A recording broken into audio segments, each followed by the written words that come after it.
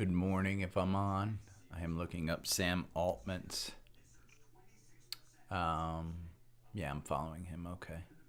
We're going to like a bunch of his tweets because he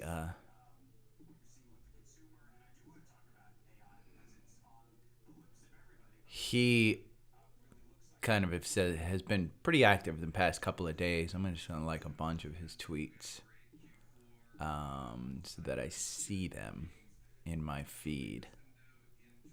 We'll like everything from February.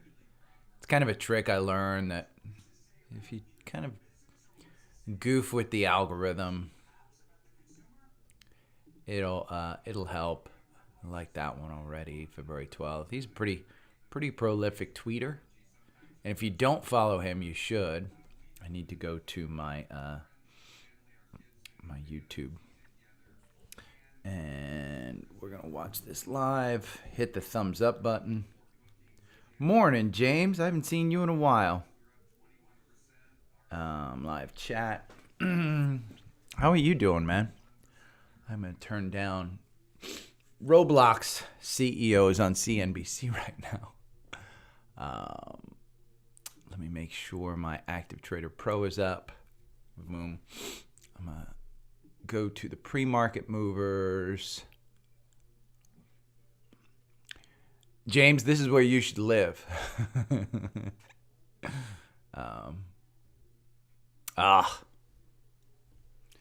Man, I just heard that I have a friend who works for Amazon, and they have basically stated that people in the area should come back to the office 3 days a week. And their internal Slack, I think is what they use. Their internal Slack has been Bezos memes, Andy Jassy memes about how much they traveled and how much they weren't in the office. And it's the same thing as my company, but hopefully you work for like Facebook, because if you've ever been to the Facebook campus, the workforce area in Palo Alto, think of the greatest mall that you've ever been to. And then, let me see. No, I don't want this. I'll move this. I'm just going to close that. The greatest mall you've ever been to. Yeah. And by the way, the Facebook campus, think of the greatest mall you've ever been to, and then think about just walking into any store and picking up anything for free. That's what the Facebook campus is like. You want a phone charger? It's free. You want an ice cream cone? It's free. You want a new pair of pants?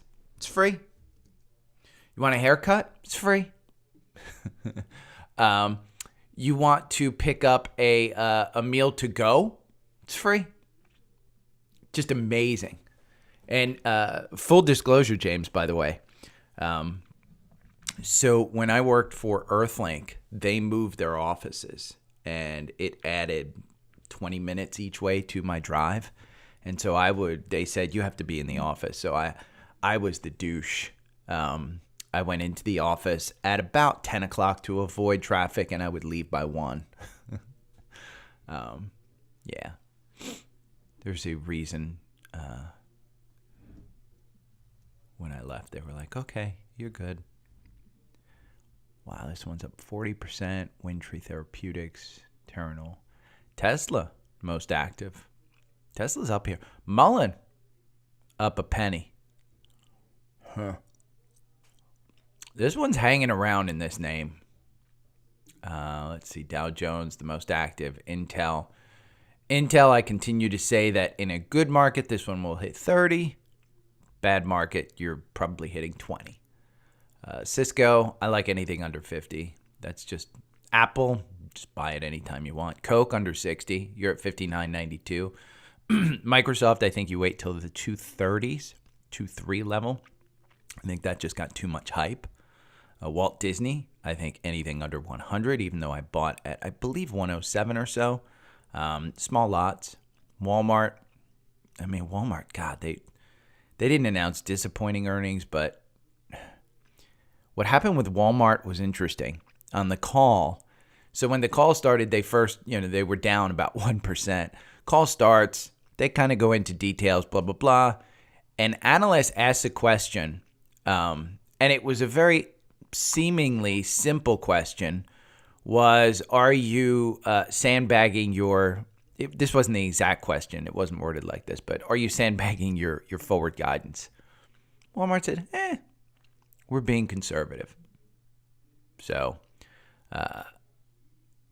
that's when they started to go up. Boeing, I think anything under 200.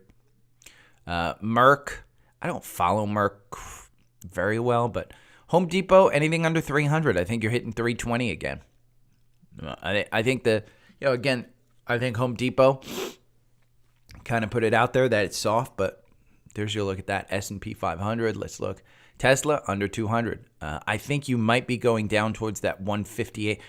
I've been wrong on Tesla with that gap at 85. So, again, rule number 1, don't listen to a douche on the internet. But I think anything under 200, I think you're fine. Apple, Amazon under 100 at $95. Whew. I'm adding to that one. And I've got a good strategy for you, too. Yeah, PXD.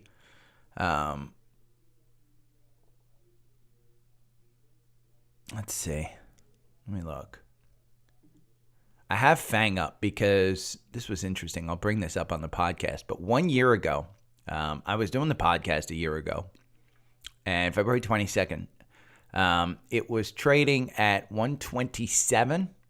And I said you could buy this. And so 1 year, you're in long-term capital gains. It's about maybe about 8% that you've made in a year, which is not bad. But what was big on FANG was if you bought on February 22nd, you missed this 60 cents, but you got $9, almost $9 of dividends on a $120 stock.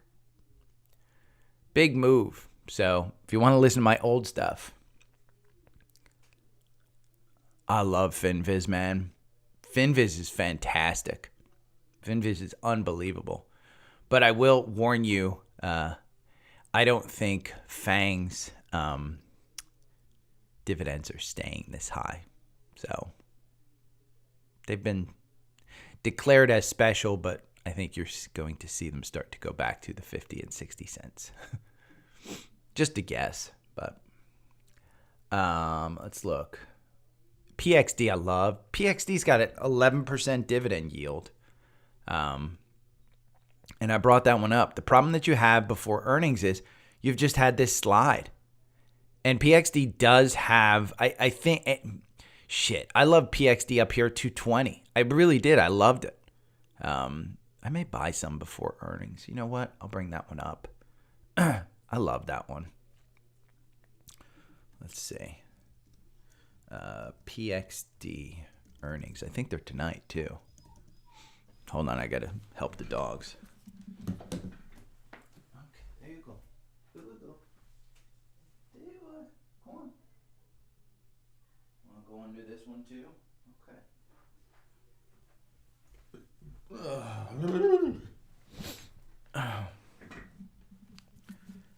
But I want to bring up FANG because the degenerates like you guys. James Brandon brought up the degenerates yesterday on Facebook, where I was given a strategy last week that I liked, and then I kind of dug through the rabbit hole on YouTube about, and I've been watching some videos, and it's a pretty damn good strategy. I'll go over it. But PXD I like. What's the other one that you said? Dang? Is it Dang you said? I don't see Dang. You must have met FANG. You must have met FANG. I had FANG up.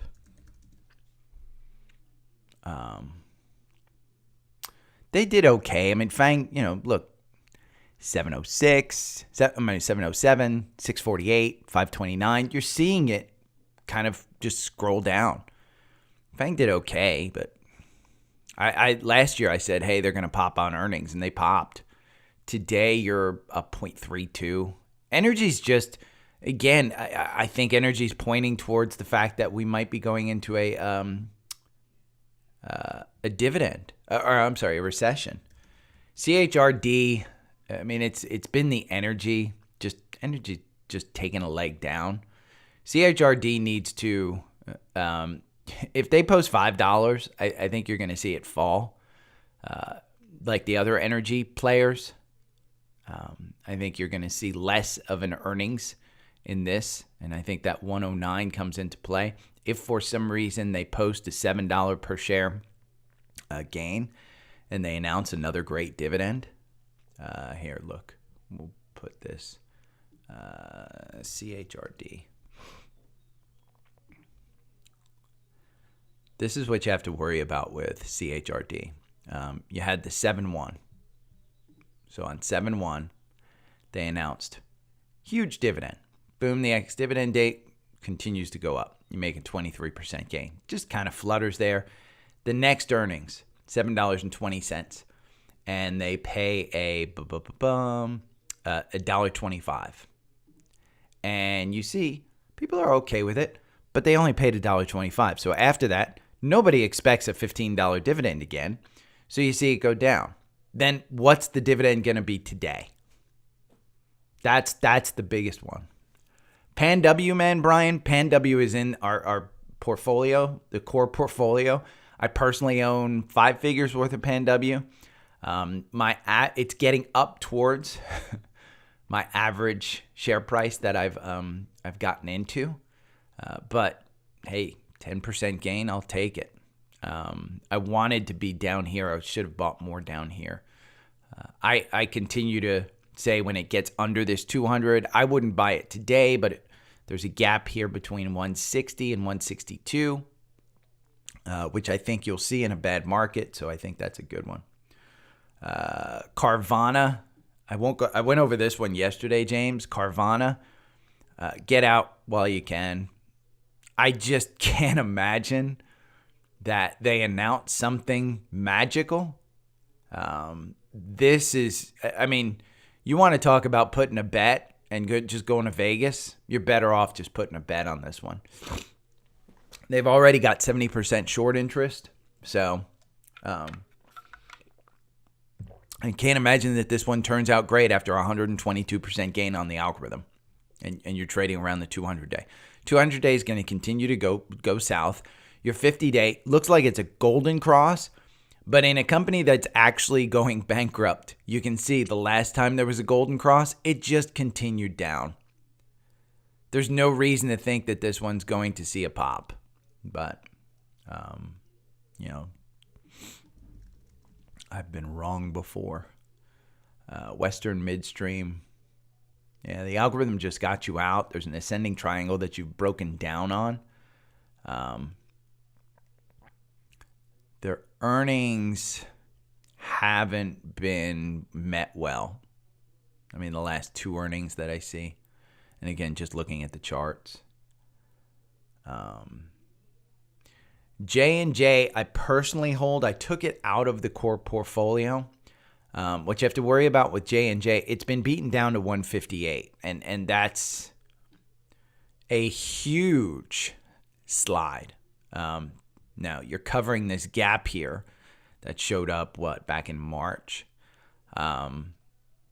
It's a company that probably has some fairly big problems that affect a small portion. And that's the stuff that I think you're going to see some. I was reading an article on healthcare yesterday, and I do think that you're going to see some pretty incredible acquisitions over the next year, specifically within healthcare. And there was a video I watched last night, and the guy actually did a comparison of XLV to the S&P, which was interesting. XLV has outperformed the S&P for a long period of time. But, okay, let me get to the scans so I can look at this stuff. We're going to look at brokerage holdings. I don't think anything crossed up yesterday, not with a 700-point loss on the Dow. And I'll look at SPY and stuff like that. I think what I'm going to do for those people that are here, there's a link tree down below. Remember, hit the thumbs up button. I've been having a lot of people subscribe to the newsletter, and I haven't really put anything out there. It's right now filled with podcasts, just the podcasts that are in. So if you're listening to the podcast on Spotify or any of those other things, you're really not getting any additional content. But what I'm probably going to do is start at 4 o'clock. I'll post some of our the algorithm, and I say our, I mean mine. Some of the algorithm charts that I see specifically on sectors and larger kind of macro stuff. So it won't be on okay, here's a stock at the end of the day. But this is interesting. Upstart after earnings. I'm not going to bring it up. Upstart is one that there's no reason to get into. Let's go to ARC Holdings. There's got to be some. And by the way, James, I am contemplating switching to Cigna or Humana for managed care out of UNH. UNH, the PE is getting to me, and I think with what they're anticipating are increases in costs for managed care. And I don't know with UNH's like historically just crazy performance over the last 10 years. I don't know that it makes sense holding on to UNH versus going with another healthcare provider. But remember, I'm looking at this as a long-term, not a short-term, a long-term. So let's look at the Dow 30. And then I'm going to start the podcast, or I'm going to go through the Dow 30. I'm seeing a lot of green, core portfolio. Cleveland Cliffs is under 30. I should bring under 20. I should bring this up. Cliff under 20, and Rio brought up. They see an uptick in global commodities. TRV, Travelers Insurance, crossed up. Maybe I can bring that up, but let's see. Yeah, it's just floundering right around the 200-day. But insurance during a recession, not bad. Everybody insures themselves. That's the flight to safety, I think. Yeah. I mean, we saw the button hook on SPY. I mean, it was clear as day that at some point in time, you needed that downturn. It was just about, could you time it? And if you did, kudos. I timed a little bit with SQQQ, buying in the morning. I think it was like a 2 or 3% gain. It was, hey, I'm just going to buy SQQQ and put a top line and a bottom line on it. If I lose, I lose. But I wasn't going to hold it for an extended period of time. Oh, we may not have any cross-ups here.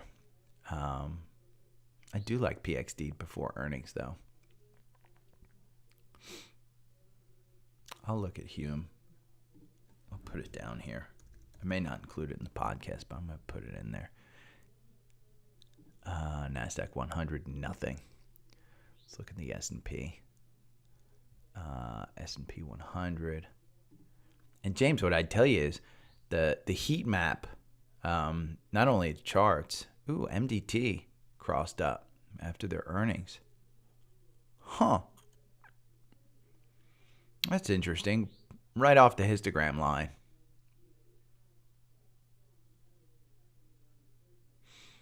This is Medicare. That's an interesting one. I'm going to bring this up. This is earnings. Let's see about the S&P. Then we go down to energy. No, I don't want the oil index. I want... oh, come on. Where are you? Go up to the top. I know kind of how much to scroll down. Dow 30, S&P, energy.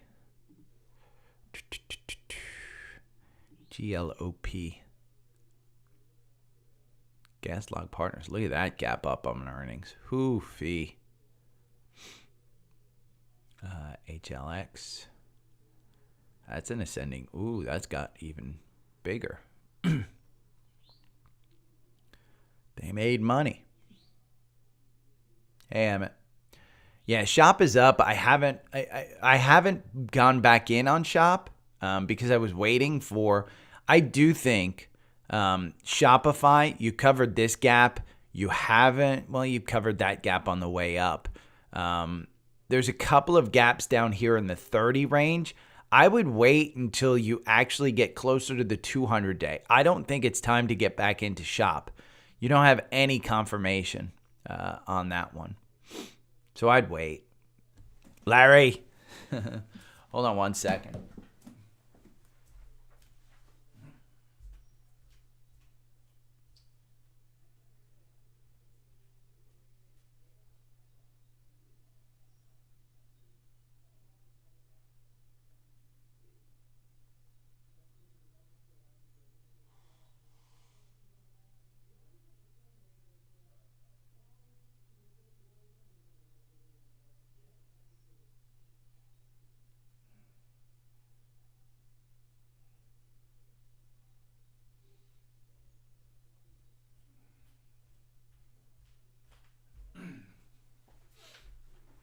Okay. I had to blow my nose.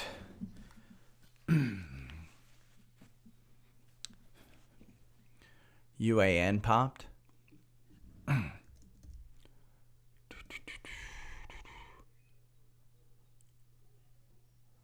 don't see him as popping. I say him trading at 97.05. But wow, they got a $9.02 earnings. Oh, they went from 11.12 to losing $1.87. Let me see UAN.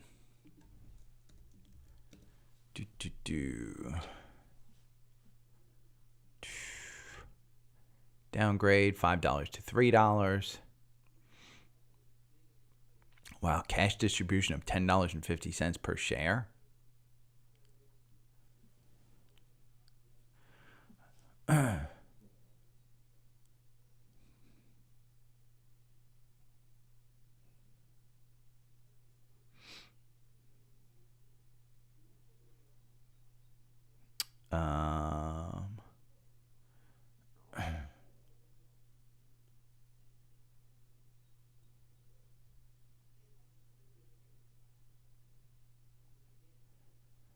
Baron von Pippenstein.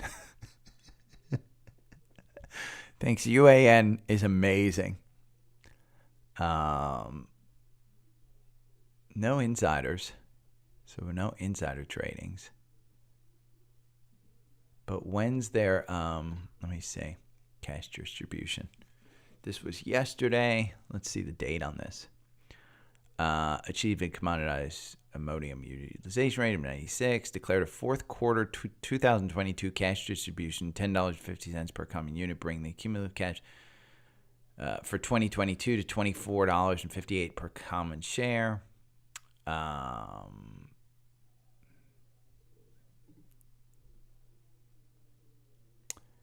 distributions announced that the board declared a fourth quarter distribution 10, which will be paid on March 13th to common shareholders of record as of March 6th. So if you buy UAN, oh, it did pop. You can buy it at $1.05. I see it now, yeah. TrendSpider doesn't have it.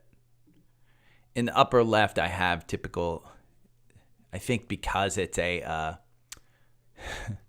UAN is a micro cap.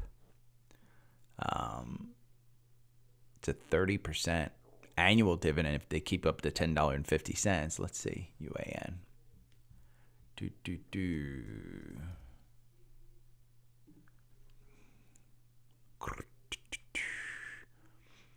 They do this. Let's see. There's a $10.05. So it just kind of started that they're paying the huge dividend. Last year at this time, it was a $5.24 dividend. So that's big where they double it. I don't think that doubling is sustainable, but $10.50 at $100. I mean, that's a 10% gain right there if you buy it at 100. So that's big. I gotta put on my do not disturb. I just got a text. Moss earnings today. Let's look at Moss. What are they expecting? It's up 0.8. Looks like it's 49.25 in pre-market.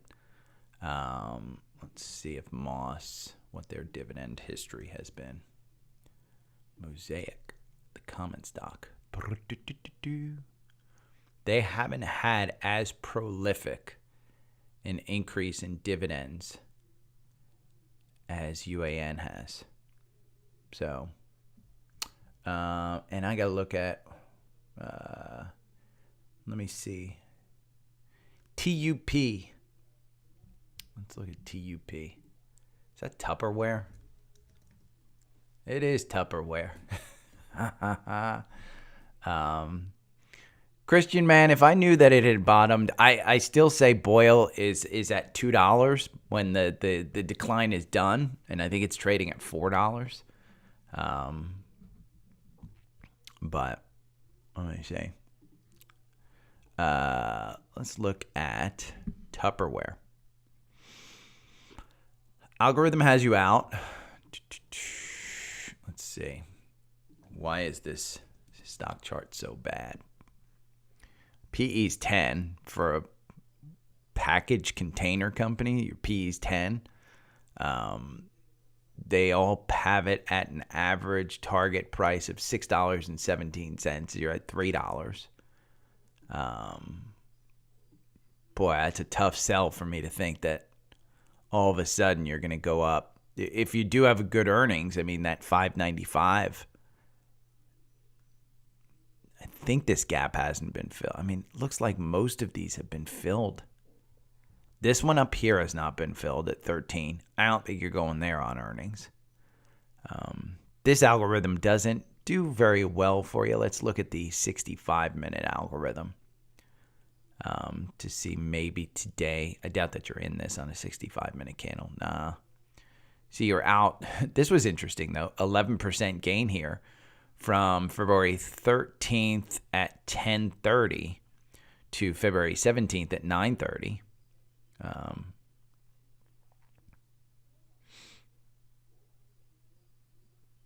So, yeah, Zephin. I've been calling $2 for the bottom of Boyle for a while. I think you could have traded it. Here's the 65-minute candle on Boyle. You're still not in it. You're still out of it. Even on the 65-minute candle. So there's no day trading strategy that I have that would say Boyle is a good buy. I mean, the last buy here was February 15th, and I believe I called that one out. But I said you've got to be careful because you really don't have confirmation above the 9-day. You're still below the 9-day. And so even on this 65-minute candle, you just don't have any Boyle confirmation, even though the RSI is at 20. At some point in time, this turns around. If you want to time it, go and time it. Nobody's going to yell at you. But right now, if you want to trade the trend, which is a good old saying, KOLD, you're still in KOLD. And you've got these stair-step gaps. And this is a 65-minute chart. This isn't a crazy chart. But it got you in at 59.61. Initially, 59.19 was the play there. I mean, you're at 81. This is on a 65-minute chart. This is a quote-unquote day trading strategy if you have a job. This isn't some long, short 5-minute candles. These are 65-minute candles. And if you have a full-time job, a 65-minute candle is not hard to maintain. But you can see, look at that little button hook that's starting in KOLD. The RSI is at 81. It is crazy. So I just don't, I'm not going to time it. But if you had to buy one today, hold a gun to my head, I'm still trading the trend. I'm buying KOLD. It's down 4% in pre-market. But, nobody ever holds a gun to your head and says, buy this. CRK or CHK is better for nat gas. CHK. I don't know.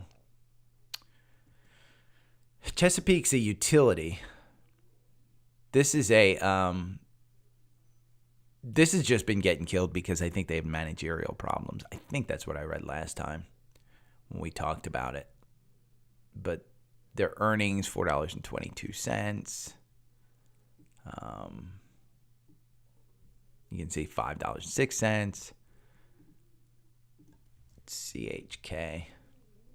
This is production engages in acquisition, exploration, development of properties for oil and natural gas. What's interesting is look at all the buys at 85, 84, and you're trading at 78 6 months later. They haven't sold. 12% dividend, though. When's their ex-dividend date? Let's see. Let's see when they announced their dividend. $1.4 billion Chesapeake deal. I don't know. That takes a lot more research than I'm in, but Citigroup neutral with a $90 price target. So 12% dividend.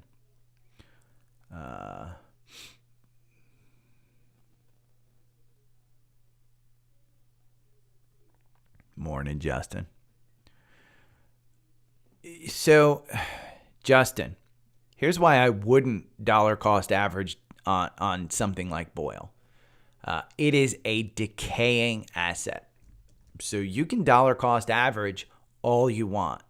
There is no long-term strategy on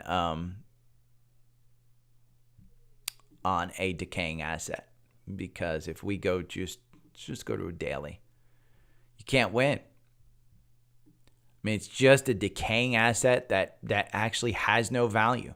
The only thing you have is, typically when you get to like these levels, I mean, look at KOLD. Remember, KOLD with the price of natural gas going down goes up. So you look at long term on this one. We'll go to a daily. Let's go to a monthly. Why not a monthly on KOLD? This goes all the way back. Look at the price of natural gas goes up with the invasion, and KOLD still has room to go up. I mean, this was trading in the 600 range, and it's not 600 because there's reverse splits 1 for 4 and stuff like that. You can get the breakout, but yeah, and Larry's right, man. I mean, just the reverse split is what kills you in these things, because once they do the reverse split, you never get back to the price that you actually paid for it. I learned this the hard way in UCO. Oh, reverse split 25 for 1? Yeah, let's go ahead and do that. Oh, I'll do great because it'll go up even more. No, you just never get your money back. This is Boyle on a monthly basis, all the way back to 2012. Dollar cost average on this? No. Yeah, they will. But, it's kind of like oil. The reason oil's not going up is because they've been able to store so much of it. So the storage factor is killing oil. SOXS and XOSL are slightly different because while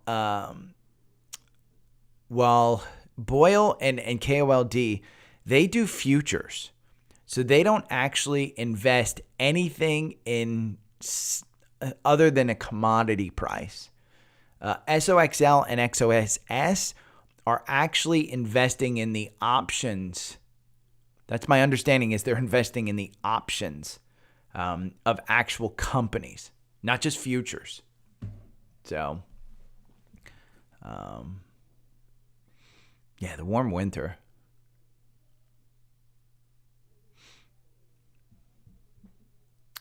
Okay, you guys are chatty this morning, man. I got to start doing this is the Bitcoin Trust. Hey, look at that. 65-minute candle got you in at 26. Gets you in at 26. You're trading at 26.54. 65-minute candle on this one. We don't even go. I mean, it's losing you some, but your average win is 3%. You win 30% of the time. So it's an interesting one.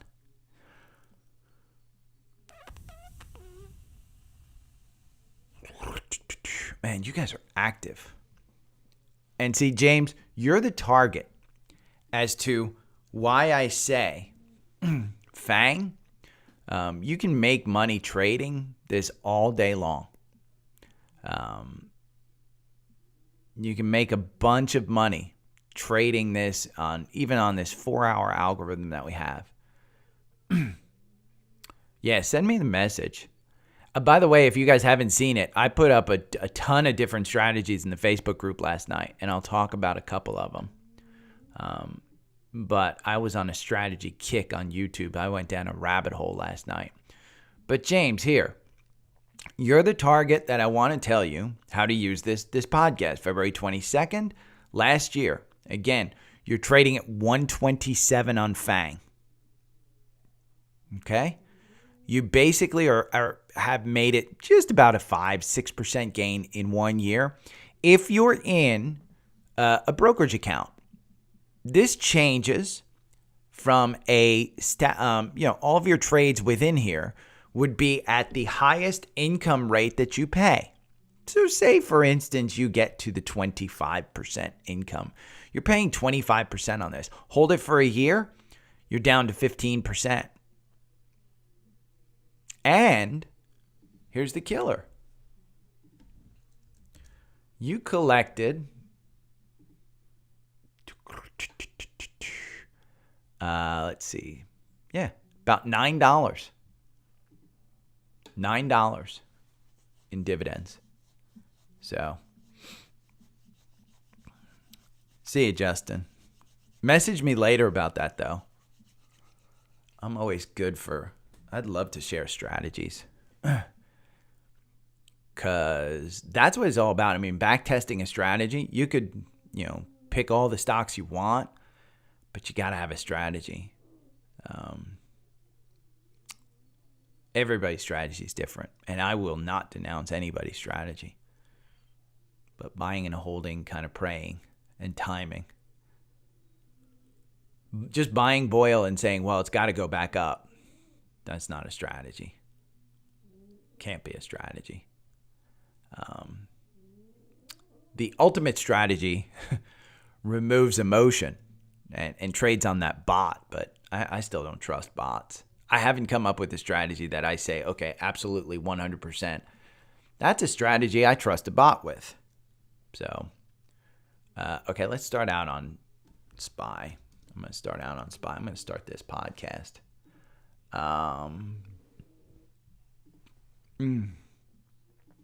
Good morning. It's Wednesday, February 22nd. There's a lot of twos. 2 February 22 for the day and 23 for the year. 2. And I said that 1 year ago.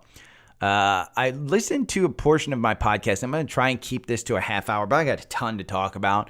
But 1 year ago, and I was just going over this on YouTube Live, but FANG, which is Diamondback Energy, I brought up FANG 1 year ago on February 22nd. And I said, on earnings, FANG is probably a pretty good buy in February 22. And if we go back there, I just looked at it. It was trading at 127. You're selling today at 134. So while you've had a big upturn and you've had big downturn, a couple of them in this range, you'd have about a 7 or 8% gain, but you would also have a significant dividend history. And so when you look at the dividend history, you get about $9 in dividend on a $120 stock. So it's about a 10% gain, over 10% gain altogether.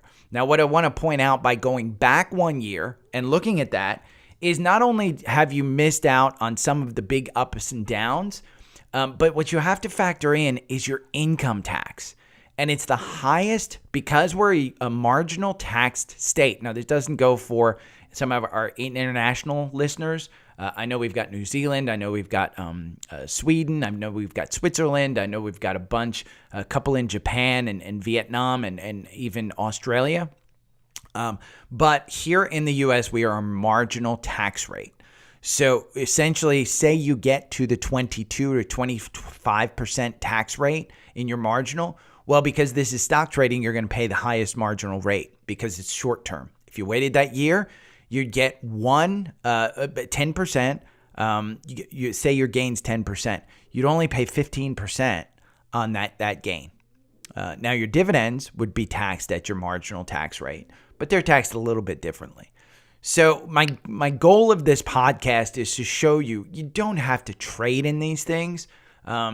Specifically with energy, I think you get a big dividend on energy. It will hold its price typically just because the price of gas isn't going back down to $20, might go to $50. But I have a couple of energy plays in today's thing too. So I wanted to bring that up. Let's look at SPY. We lost confirmation on SPY. You lost the 4,000 mark. You're trading up at 399.73 on SPY. The MACD is crossing down. The RSI is at 36. I think you still have room to go down because, look, you're still over that 200-day. That's a 4-hour chart. If we look at the daily, the 200-day is at 392. That is the point where it gets a little concerning if we break that 392. If we take this volume level back here, I'm reading some chart people that are significantly smarter than I am are saying 383, 384 on SPY would be a concerning level to maybe bring us down to these October lows of 360 if we pass those kind of levels. So be aware of that. You can use your SPXU if you want to do that. With the triple Qs, same kind of thing. You're trading well above your 200-day. We'll go to the daily to try and look at this. The algorithm got you out, but your 200 days at 290. You're at 294. Your 50-day is at 284. And it really likes that 50-day. That 50-day is where this one has been comfortable. You haven't been able to maintain on a daily basis a significant level over the 200-day since 2021. You've gotten rejected quite a few times when you got close to it. We finally broke into it. You can see 1, 2, 3 rejections right there when you got close to it. And you're seeing we finally broke through it. We got up to that 315 level, and this is on the triple Qs. And then we just kind of failed. And that 50-day continuing to move towards that 200-day, I would say you're in a trading range between 285 and 290 if you wanted to buy the triple Qs. if you want to buy TQQQ, wait until it gets into that range. That would be where I would say buy your TQQQ. And you can see we're looking at 22% down to this. But you've covered these gaps. There's no gaps that are uncovered. There's nothing technically that would tell me, hey, we're going to see a huge downturn. I think today, specifically, yesterday was about Home Depot. I think today it's about NVIDIA and NVIDIA's earnings. And if we look at NVIDIA's chart, it's crazy. It's got the button hook. It got you out with a 40% gain. 40% gain. The buy-in was January 4th at 147, and you sold out at about 200. You're up about 1% at 208 in the pre-market right now. This is part of our core portfolio, so I'd say start adding to your position. I wouldn't play this into earnings because I do think you come down closer. It's going to be about the guidance. And if they mention AI and they mention some type of improvement on their current chips, you're going to see this one even fly. I don't care that it's up 40% from the January lows. I think you'll see this one fly. If we start to see that, you've covered this gap. If I move this back, I think there was another gap, but let me move to the daily. But yeah, 400 back in 2021. You do have a gap. This one hasn't been covered from 235 to 240. This one was covered. That's from 222 to 230. And you've got a gap here, but that one was covered already. So I would say that you probably have an upward gap that could be filled. Your downward gaps have already been filled.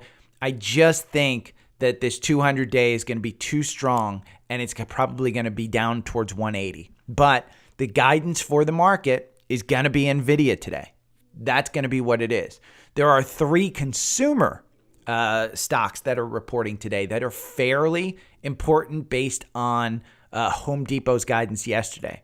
The first is TJ Maxx. This one has been an absolute monster since the October lows.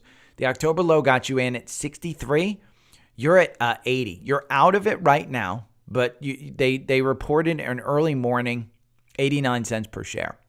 So right in line. They are down 1% in pre-market, probably on weak guidance. Another one that reports after the bell today from the consumer is eBay. eBay reports after the bell. This one has you out after a 16% gain, but you can see it went all the way up to 52 from 41. You don't have any gaps that necessarily need to be filled on this one.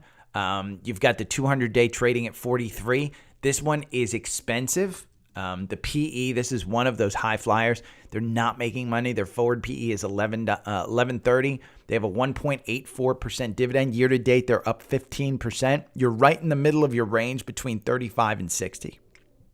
So it'll be interesting to see. That's a big one. Etsy is the other one. This was a pandemic favorite where you could put up a shop and basically sell anything. It got you out on February 10th with a 10% gain where you bought back here in January. This one has regularly been trading above the 200-day. It hasn't been a horrible stock. But it'll be interesting because the MACD is significantly down. The RSI is at 36. This could be your popper for today. Etsy's an interesting one. So, but from a SPY standpoint, from a QQQ standpoint, I still think you're in a downward trend. I think today is going to be up just because you were so far down yesterday. And for health purposes, it just needs to go up.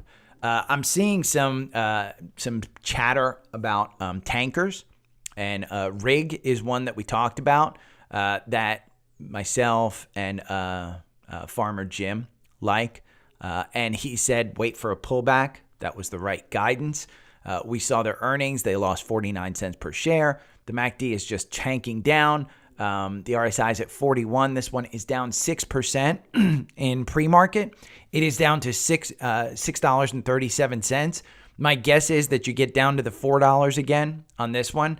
They have pricing power. These guys are basically transporting oil across the oceans. So rig is a good one. EGLE is another one. This one, Eagle Bulk Shipping. This one, they have earnings coming up on March 2nd. It again is trading well above the 200-day. I would probably feel more comfortable at a $50 price point on this one, but we've traded that one in the past. GOGL, Golden Ocean Group, I've traded this one actually, I think at this time last year.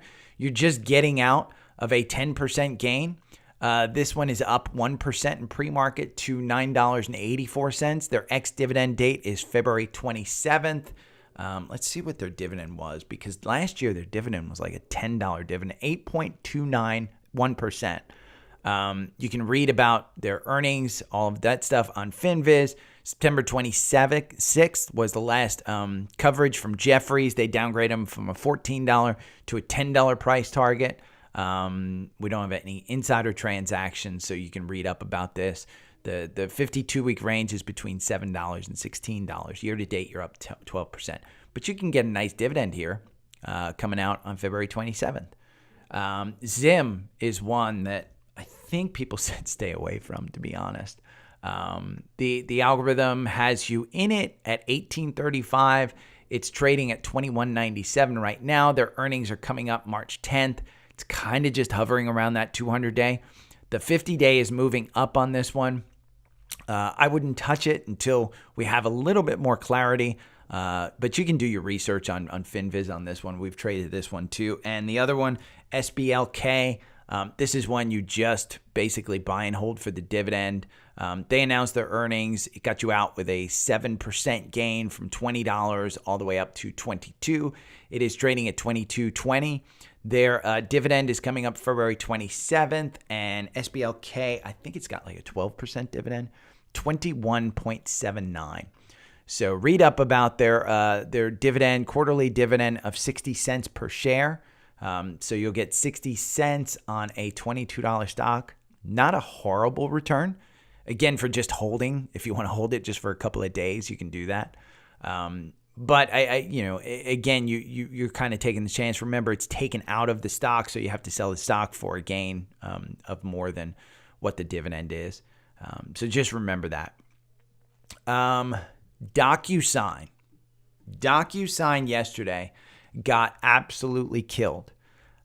This might be an opportunity. Essentially, UBS downgraded them. If we go over here, you can read to FinViz. You can read more about the UBS downgrade. UBS declares quarterly coupon payments on exchange trade notes. Well, wait, we want Docu, not UBS. Docu. Docu is not making money. Their forward, it was a downgrade yesterday. Neutral to sell with a $52 price target. They're trading at $59. So they put a $52 price target on it. Remember, these guys are going through some pretty heavy changes as far as cost and kind of cost structure. So they're still adjusting. You do have this gap up here to 87. And I think in a healthy environment with this stock, you get to that 87. You're starting to see the 200-day move positive after this golden cross. I would say if you get down to the 55 level, I think that's a great price for this one. The average target price is 63. It just ran into a wall. I do think that the new CEO is going to get this is not a demand problem. This is 100% a cost problem. So, again, it's easier to deal with a cost problem than it is a demand problem. Josh from the final trade yesterday, Josh Brown, he said NextEra Energy, NEE, was a good one to buy. The algorithm has you out, but you do have this gap up here between 81 and 83. Now, you don't have confirmation right now, but I like the fact that it's crossing down, and the RSI is at 38. Their ex-dividend date is on February 27th, and that is this week. NEE, NextEra Energy, 2% dividend. Maybe not a bad play on this one. Again, gun to my head, the algorithm makes you 27% versus a 1.73% on the asset. Your average win is 7.29%. We did get a win on this one, October 21st buy-in, and it got you out with a 15% gain. The last couple have been losses. It does have you in here at 74.33. I wouldn't buy in because I do think that it will probably get you out pretty quickly here. But if you wanted to buy in for the dividend, you could do that as well. So there was a covered call strategy that I put in our private Facebook group. If you want to join the Facebook group, it's in the link tree down below. You can do that. And I put it in, there were a couple of, I have to boot some people from this group, it looks like. Let's put this, yeah. Ignore Kofi's Telegram. I will boot him out of there. My apologies for that one, but we will go to the group. Yeah, we have the membership question. Sorry about this. I posted last night. Kofi posted a bunch. Oh, I got to delete him. Turn off. Oh, we got to delete him. Hold on. I'm going to pause this. I'm going to pause this and remove member. Delete recent activity. Ban, boom. I kind of knew that was going to happen. Okay. Let's restart this.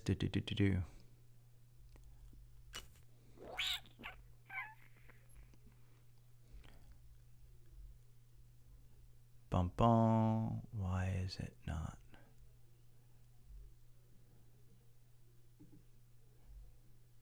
Okay, close. We'll I think it deleted me. It deleted him.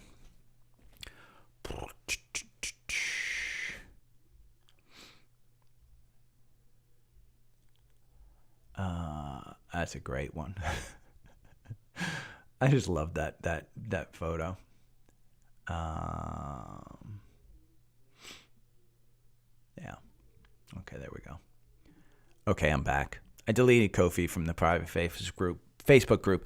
I do kind of protect it a little bit, but if you want to join the Facebook group, it is on the link tree. Just go to the Facebook logo that is under the picture. 3 times your covered call income is a covered call strategy. Essentially what they did, and I'll go over kind of the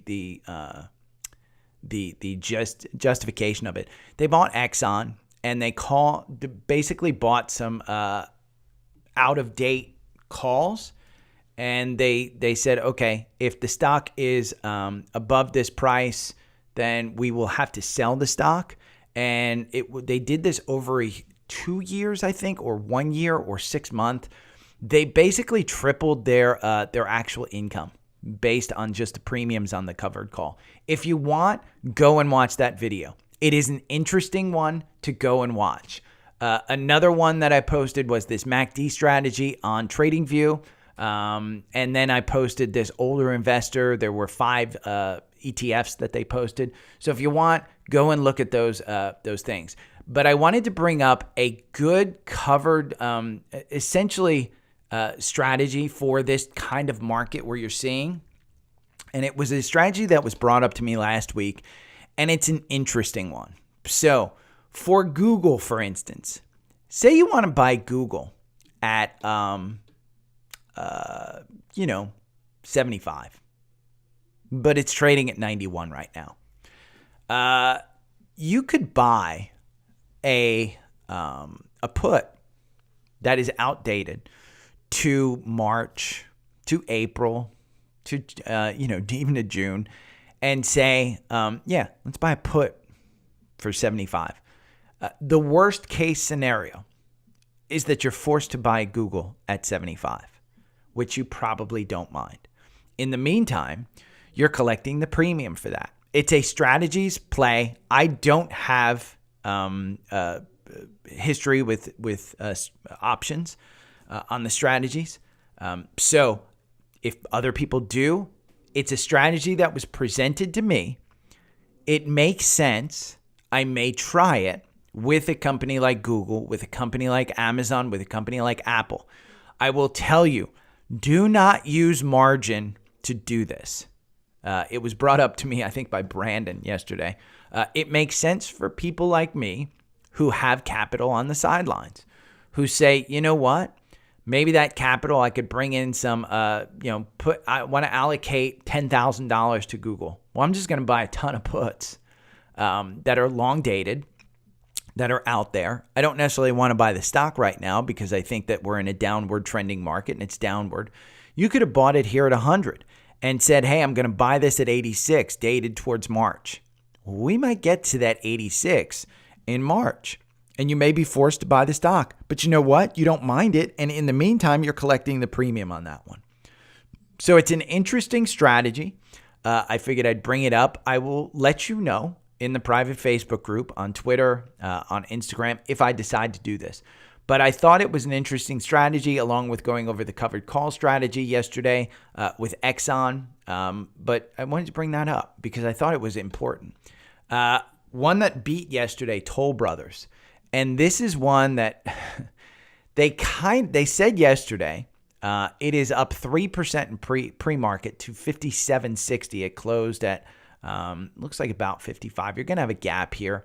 But I wanted to bring this up because they made mention that they are seeing less and less inventory sitting on the sidelines. And so the real estate market might be a good one to invest in for a turnaround. You're seeing this DRN.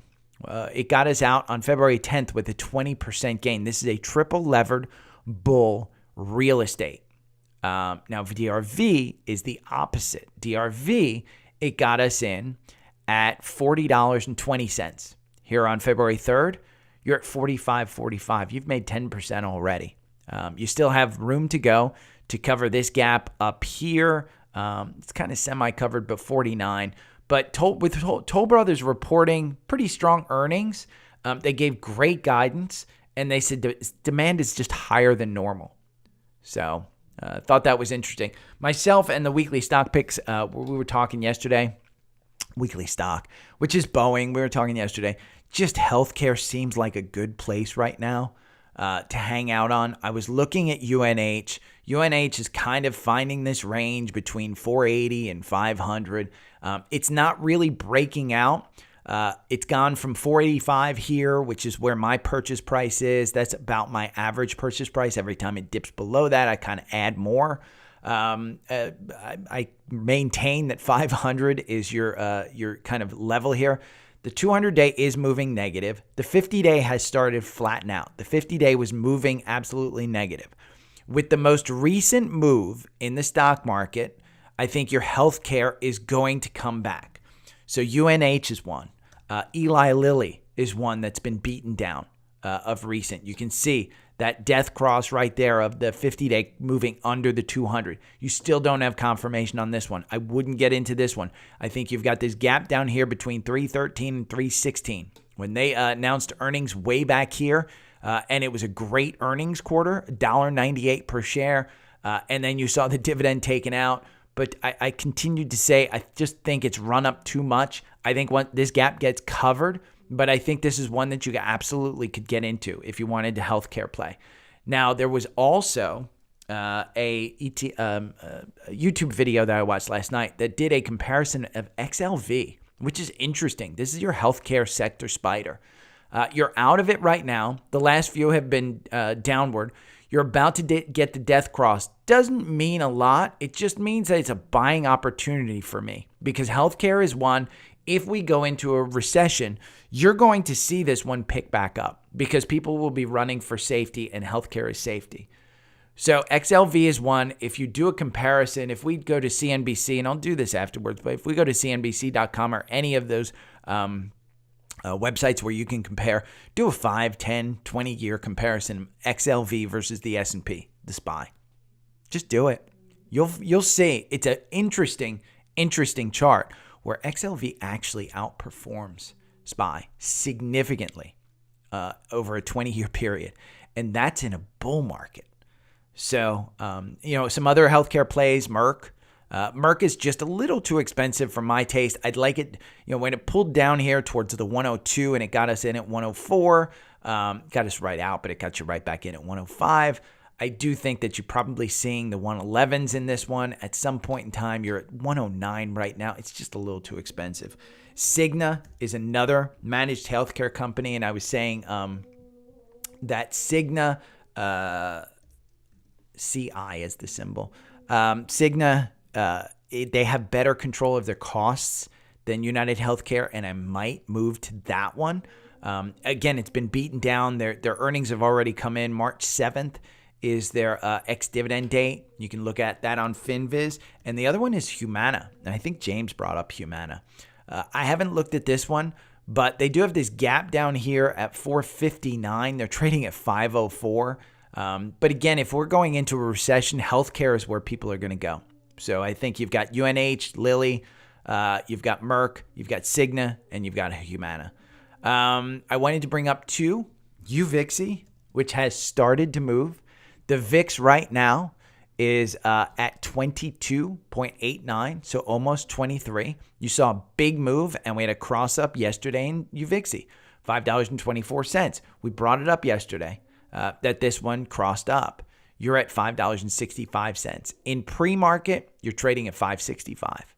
So I'm sorry, market's actually open. You do have this gap up here at 9. I just don't expect that one to get filled. But I do think realistically that 5 here, if you don't get a reverse split, if we continue to see volatility and we continue to see things moving down, I think UVIXY is one that you want to take and take a look at. Devon, who is it? Guy. I always want to call him Guy Fieri, but Guy last night brought up he thinks we put in a bottom in Devon. And again, I say under 60, buy it all day long. Your ex-dividend date is coming up on March 14th. This is a 9% dividend. Your RSI right now is at 30. If we look at a long-term chart on this one, I don't know that you necessarily have put in a bottom, but I am way more comfortable buying this at 52 than I am at 76. And you can see that double top right there at 76. That's probably your top. So if you want to get into the energy space, it's a 9% dividend, S&P fund. They have a cost problem. They don't have a demand problem. I like Devon. I like it. CTRA, which is Coterra Energy. Ryan from YouTube asked me to look into this one heading into their earnings. I think they do post-market today. This is an interesting one. Yeah, it's post-market today. The algorithm has you out. It does have some gaps above, but the gaps are way above.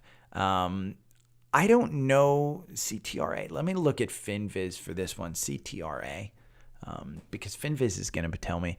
So they have a decent PE of 4 for an energy company. That's not crazy. Their dividend is about 10%. They're down 6% year to date. February 6th, Raymond James downgraded them from an outperform to a market perform. Equal weight January 25th with a $28 price target. They're trading at 23. The average target price is 30 on this one. Zacks, why it might surprise. Will Cabot, CTRA, beat estimates again, blah, blah, blah. You can read up a little bit about this. Let's see if there's insiders. The last insider sale was $27.64 from a director. There was a sale at 35. You can see they're selling at this price, but they're buying, and this was March 1st of last year and February 28th of last year. The CEO was buying at $24.12 and $23.17. It's about where you're at right now. So it'll be interesting to see. Let's see what their dividend history, because that is a big dividend.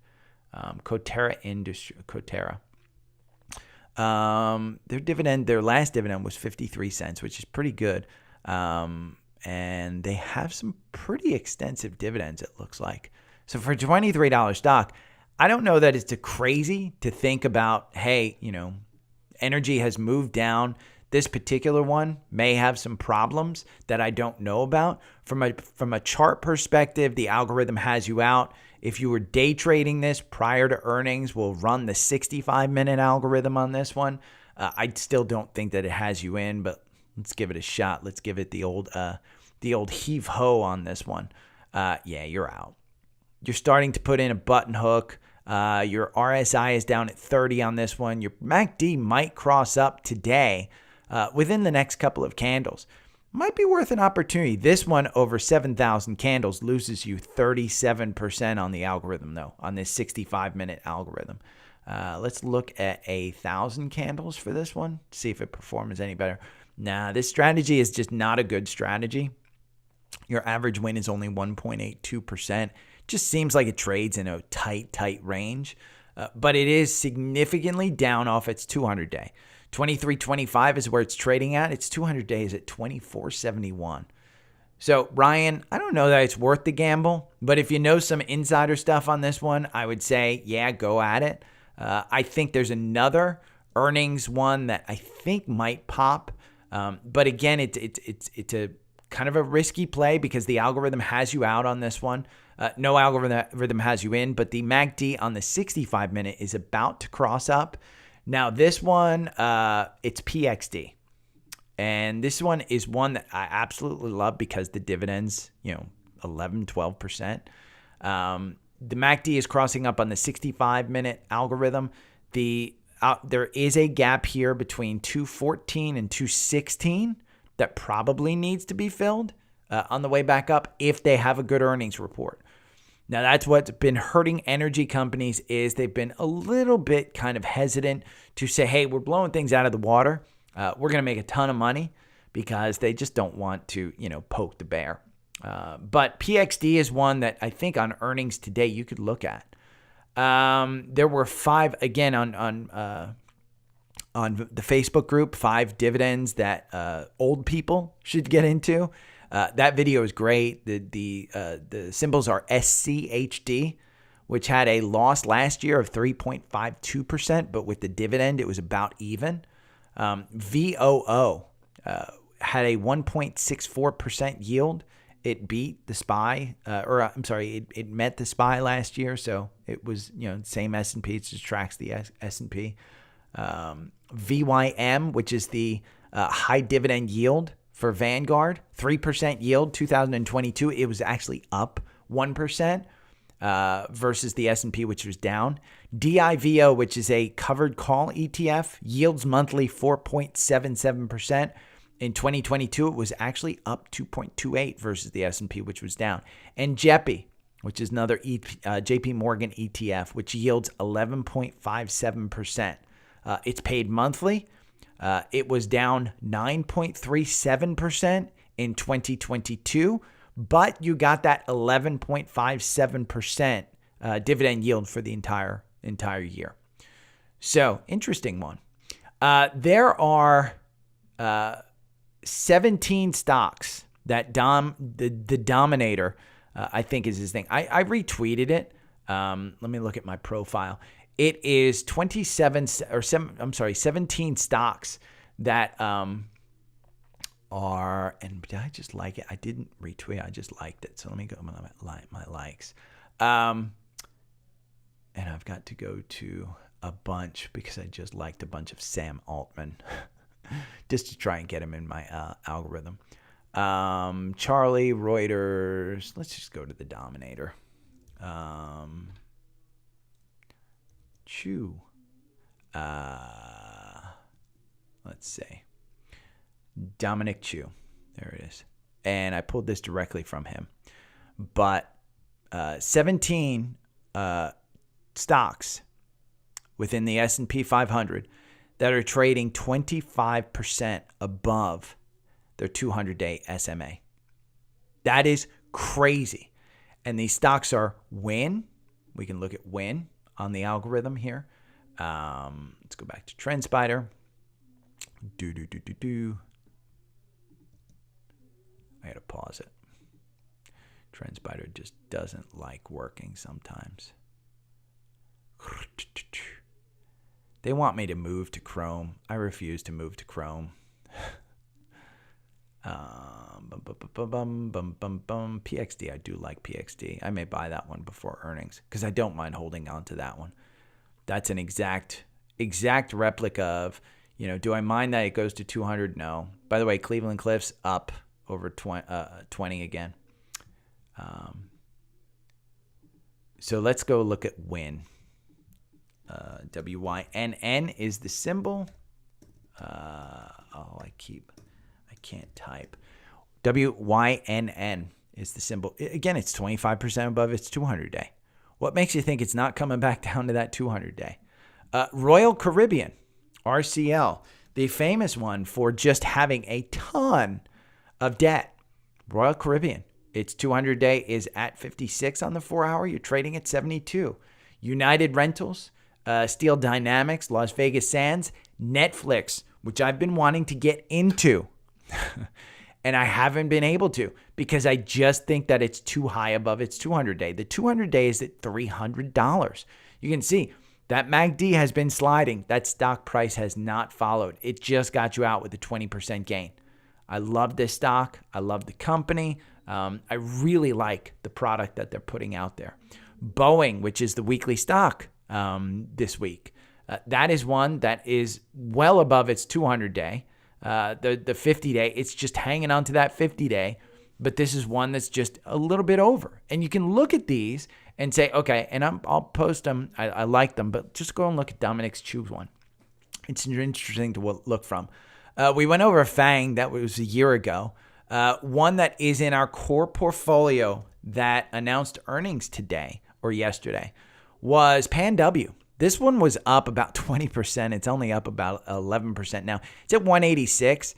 They announced $1.05 earnings. And if you go in here and look, they're still not making money, but their forward PE is 41. Performance year to date, they're up 33%. Their 52-week high is $213. Goldman put them at a buy with a $205 price point. So you can read up more about it. Let's see if there's any insider transactions here. Their sale, 167, looks like February 8th. They're regretting their sale. The chief technology officer sold $12 million worth at 167. $12 million, and you're at 190 right now. That chief technology officer obviously needed to buy a house over in the south of France. It's more than just a pool, $12 million worth. You can see the chief technology. Oh, wow. He sold somewhere. There's 5, 17. Looks like he sold almost about $20 million worth. Director, December. This person sold $16 million worth of shares. I'm sorry. 16 plus 7 is $23 million worth of shares. Another person sold $2 million. Another person sold $3 million. So there are some big sales going on around 160 here. What's interesting is look at these sales back here in September where it was trading at $530. Interesting. But a lot of people taking their profits and running on this one. I am a believer in this one. I think it's another $200 stock at some point in time during this year. So I like that one. Cleveland Cliffs, I talked about. Cleveland Cliffs is over $20. I said buy it under $20 at $20.06. Put in your buy just under 20. Put it in at like 1950 or something. That looks like the gap that hasn't been covered here, 1937 to 1950. Just buy it. Rio Tinto, which we kind of went over, they had earnings and they announced that they expect commodity prices to continue to rise. They had an earnings of $8.20. This was one that we went over in September, in October, around 50. You're trading at 73 right now. But I do think that that's one you could buy into. We had just a couple of cross-ups. TRV, which is Travelers Insurance. This one's been putting in just kind of between 180 and probably about 190. Not big moves. Their ex-dividend date is coming up on March 9th. Nothing real big on this one. It crossed up. 185 is the price point. You're trading at 184.82. I don't, if you want to get into Travelers, get into it. I don't think it's a great price for it, but it did cross up. MDT, Medtronic, Medical Device Technology, MDT. That's the symbol. $85.49 after their earnings. Their earnings were right in line, $1.30. Nothing super exciting. You're getting out of a 7% gain on this one. The 200-day is at 81. 85.49 is trading at 86.17. You got a couple of gaps up above. Nothing crazy, but up here at 101. That was, during a time, 2022, when we were still kind of into COVID. These guys, I think they make ventilators, one of the big ventilator makers. So as long as we still have COVID around, this one might perform fairly well, just not crazy about it. Okay. I'm going to keep it 37 minutes because I like a half hour instead of an hour. If you have any questions, hit me up. The link tree is down below. The private Facebook group is available to you. Just go to the link tree. If we just go to the link tree, the description down below, you'll see the link tree. And the Facebook logo is there. The Instagram logo is there. The Twitter logo is there. Join me anywhere you want. Message me. I'll go over any stock that you want me to. And again, look at those strategies. If you have any questions on the strategies or anything like that, or you have a strategy that you want to share, feel free. I mean, that's what the whole group is about learning. I'm learning just as much as you guys. Again, I have never traded options, and those covered call strategies and buying the puts kind of makes sense to me. And I might try and look into it. I'm also, by the way, trading $1,000 portfolio on Webull. And I started out the year at $1,000. Let's see where we're at right now. We're at $1,098. So I've been hovering around that $1,100 mark for quite a while. Some of the holdings: Apple, Procter & Gamble, Kraft Heinz, Boeing, Caterpillar. I currently have some SQQQ that I bought in there. So I'm losing on that a little bit today, but I made some money yesterday on that one. Looks like I'm still holding. I thought I got out of it, but I guess not. I guess my price didn't get hit. So if you have any questions, hit me up. If you did make it this far, just go to YouTube and hit subscribe button. I mean, come on. Do your boy a favor. Hit the subscribe button. If you're on YouTube, make sure to hit the like button. And again, if you made it this far, go and rate it. Hit that 5 stars up on Spotify. Okay, thanks, guys. Take care. I'll see you tomorrow.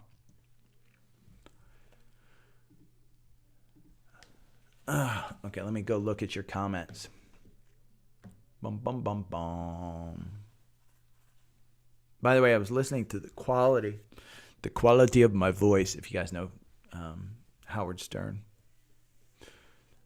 the quality of my voice will be determined by the oscillating range of the There we go. Desktop export.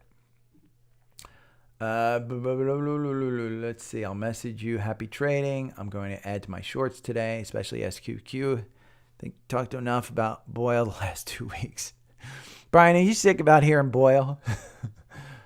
Everybody comes on here and looks. And Zevin, you don't think TJ? You don't think NVIDIA beats? Ooh, John, you're in on Carvana? Dude, let me switch over. I'm going to look at. Dude, you're crazy for going in on Carvana. By the way, UAN is already pulling back after their beat. Any reaction in the market isn't over. Ooh. John. Carvana.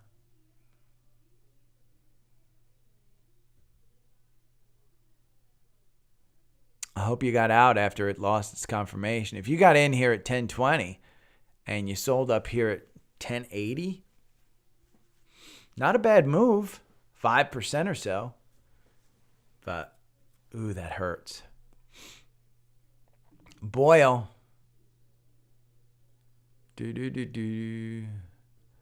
Up 5%. It's getting that little button hook after the open. It was running up there. Hold on, my GBLE. Let me look at that one.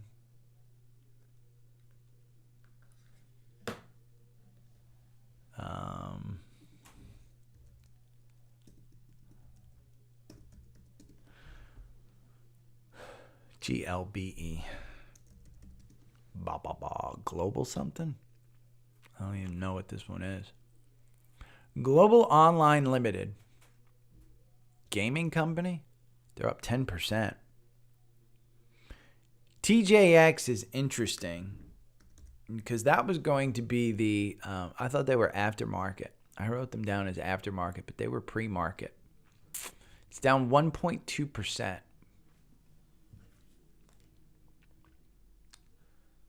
Let me get out of CNBC and back in. Bank of America. I tell you what, I love Bank of America and I love Citigroup in that financial space. BAC hasn't gotten you back in. Just got out with a 3%. Let's see Wells Fargo. I think Wells Fargo got you out, but I'm gonna hold Wells Fargo. I've decided to hold Wells Fargo. And if we hit the 200-day again at 44, I'll probably buy more. But Citibank, I think, God, their recovery, I think, is going to be good. I like it down here at 47. You still have this gap here that needs to be covered. But I do think, of the financials, I think those are good. And Devon, man, I think Devon's only up 0.2% today in trading. Oxy should be down. Yeah, Oxy's down about 1%. Oxy's going to get beat. Yeah, it's down below 60. Let's look at the daily and see if we have a double bottom here. So let's put in, we're going to go here, February of last year, from about today, and we'll go and hit 3 points. There, we've hit 3 points. So you haven't, if we want to hit more points, look at that. We're below that. And then if you hit 3 points up top, every time you pulled back. So your range is between 60 and 80. Trade it all you want between 60 and 80.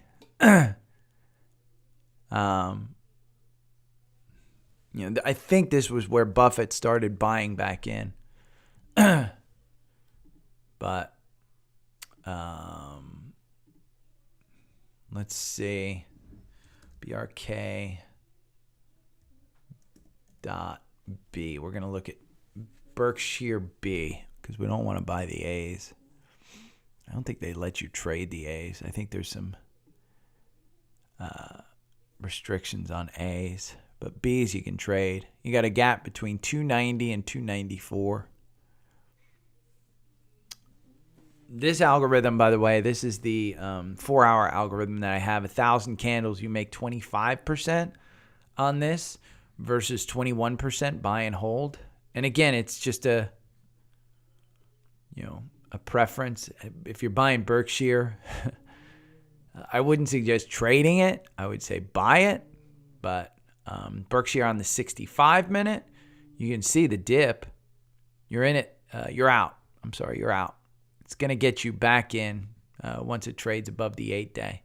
But the MACD looks like it's turning around. If you wanted to time it on this candle, 303. I don't think that's a bad price to get in at, to be honest with you. You look at year to date, it's run all the way up to 321. So you have a gap down here between 290 and 294. Which may need to be hit. But boy, you've got a lot of positions here. Okay.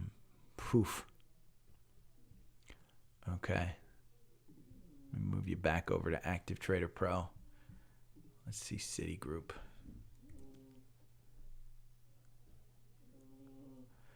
The one that is moving, by the way, the most active stock is Tesla. And you've got that one moving pretty low.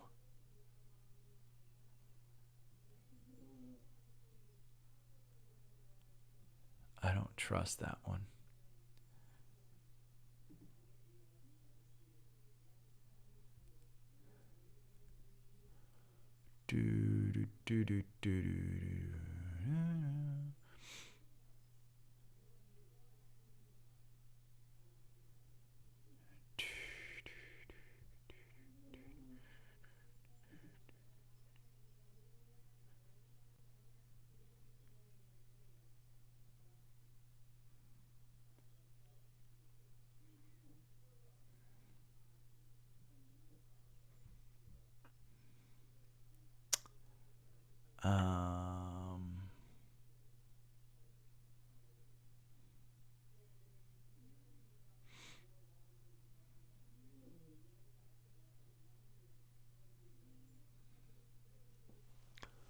Hold on 1 second, Brian.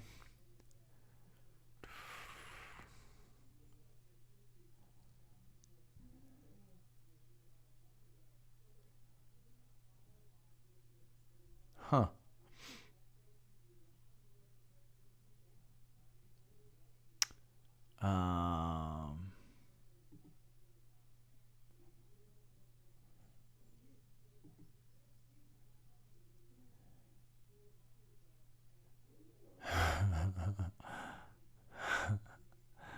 Still I like looking at some of the reels that Brandon posts. He posted a couple. I'm going to put up a couple of files. I need to like and retweet.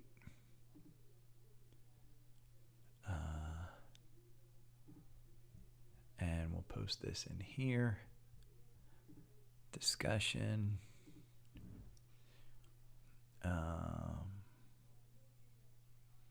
I love Devin, man. I'll look at the stocks. Robert, I'll look at it for you. I just looked at him and just buy it. Joe Terranova last night said he thinks it's bottomed out. It's got some pretty good bottoms. If you look at long term, it might not have bottomed, but I hold it long term for the dividend. Above there.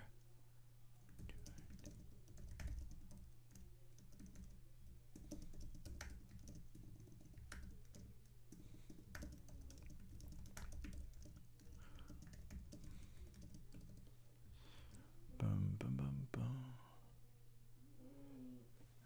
Okay,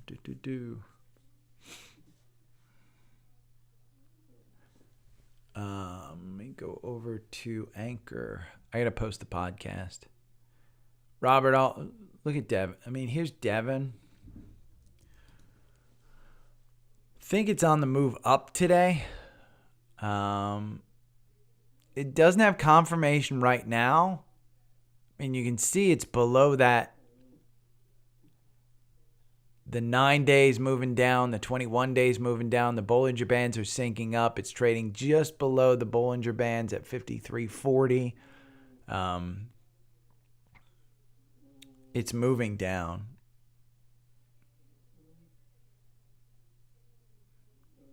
BORR. Rule number 1, McCockner, don't listen to a guy on the internet, but I'd sell. If you got in at $3 and I'd sell half your position, because half your position is what you put in. So if you sell half your position, you don't have a loss when the rug pull happens. If you 52-week range, your 52-week high is $7.30, which was right here, which was yesterday. Get out. I mean, there's no confirmation here. You got it below the 9-day. I'd sell at least 50% of your position. Hold on to your actual capital, because everything that you have left in there is just all upside. So if it goes to 0, you've lost everything. If it doesn't go to 0, you've lost nothing. You've actually gained. So I would sell half your position. And then if you believe in the company, hold for it for long term, for a year, and then you only pay 15% in capital gains. Yeah, I'm seeing a lot of buying opportunity right now. SQQQ is going up. I mean, we're turning down. The VIX is at 23. Your VIXY is up. Yeah, my mind, I mean, again, I'm not a trader that looks to make 100%. I'm a trader that looks to make 10, 20% on my short-term stuff. If I make 10 or 20%, I'm perfectly happy. If I make 100% on something, shit, I'm doing backflips, man. That's like, we talked about it yesterday. Here, I'll move you over to, let me just upload this, and then I'll look at the long-term on that one. Let me look at this. we'll go back to a long term. And we'll look at BORR. What makes you think you're going to continue to go up with that run? Let's look at a long term. We'll look at it monthly. We can't look at a monthly. It's not even that old of a stock. We'll look at a weekly. You just started to get the 200-day. So you're trading above your 200-day because you just got it. You've been constantly trading above your 50-day. They ain't making money. Nope. Forward PE is 5. So they'll get a huge bump when they actually start making money. January 6th, neutral to buy. Your average target price is $8. Sell at 6. 6 and change. If you're getting up towards that $8, no insider information, I'd say take the profits. I mean, I'm seeing in this daily chart, right here, see where you created this gap down between 540, and I'm using FinViz because you guys can just log into FinViz and see it. I'm seeing that 545 to 487 price gap right there. The gap back here from July of last year, I'm seeing that price gap, and this is a daily candle. And I'm also seeing, if you go to right in the middle of that gap at 520, I mean, you've got November, and then you got December using it as resistance. And then you've got this candle right here, that big red candle, which looks like it's a low of 495 and a high of 554. And that's where you started to break out. And so now you're seeing the button hook come back in at 658. No reason to hold on. I mean, could you go to $8? Absolutely. But in my mind, if this is a trade, when you told yourself you were getting into this one, if it's not a long term and you bought it at $3, so you bought it back here at about, August, you want to hold on till, July or August for the long term, you might be back down at $3. It's a company that's not making money. They're expected to make a ton of money. Well, not a ton of money, but they're expected to actually turn a profit. You're 41% above your 200-day SMA. 41% above your long-term trend. You're 20% above your 50-day, which means you're 20% above your medium-term trend. You're 6% above your 20-day, which means you're 6% above your short-term. Again, look at FinViz. That's short-term, that's medium-term, and that's long-term. So, yeah, SQQQ. We'll go back here. Bum, bum, bum. Remember, trade the trend, man.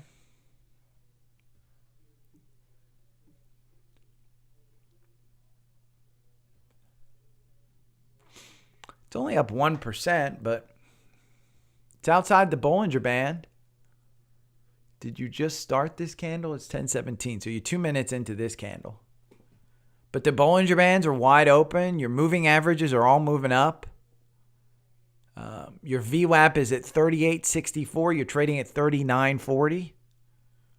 You're trading right at the day's highs. I'd be a little bit careful, but not too much. I think you're hitting 40 on this one today. Like I said, in my Webull account, I'm still holding this one. So, in my mind, that the trend is continuing. Let me see. What's this one sound like? I like that. I'm going to start that one. We're going to insert an ad. And we're going to save episode.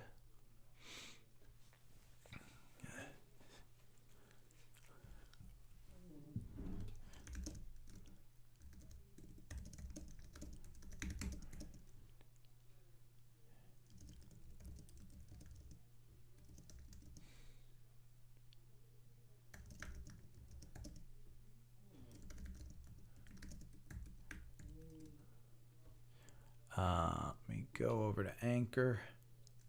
I think you're going to 40.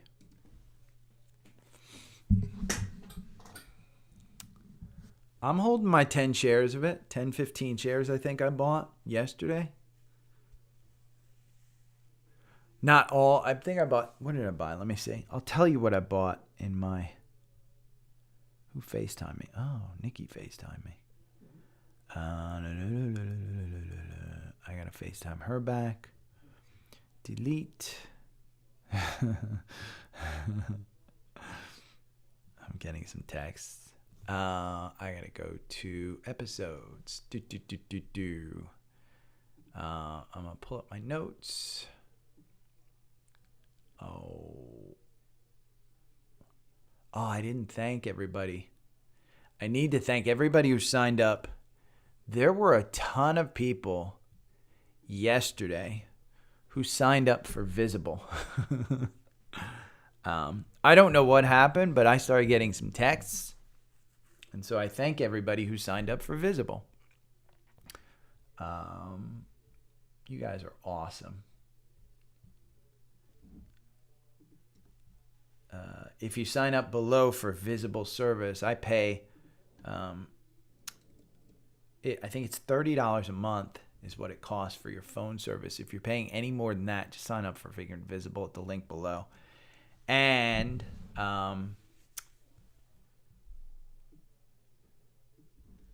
you get $20 off your first bill, and I get $20 off my next bill. SPY, and then rig,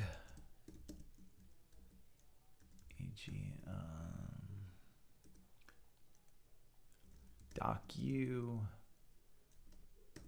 TJX, TOL, DVN, UNH, UVixy, CTRA. Hopefully I went over that well enough for Brian. Or I'm sorry, Ryan. Boyle, KOLD, PXD, PanW, CLF, TRV, MDT. Okay, there we go. And I'm still sponsored, I think, by State Farm and Carvana here.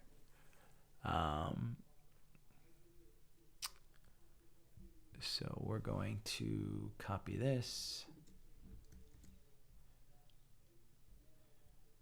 and publish new. Boom. Let's see, where is SQQQ? You're going to 40 today on SQQQ. There's no good news in the market. Name something good in the market.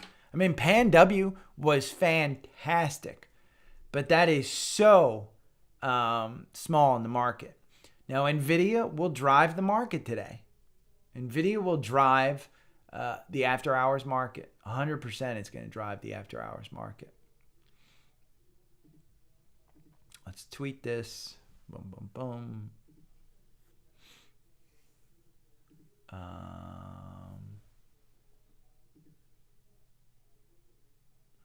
Close that down.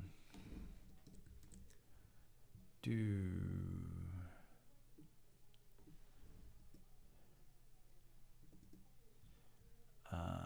going to bring up Carvana.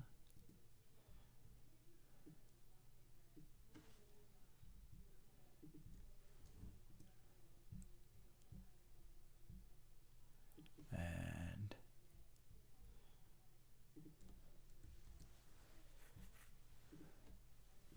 boom, boom, boom.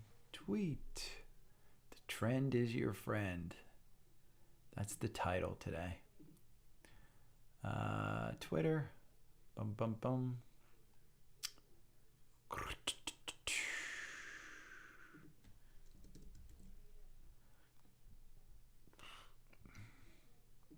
I gotta put in a whole bunch of dollar signs on this too, so I'm gonna be here for a little bit of time. I like that buying put strategy. I really like that one.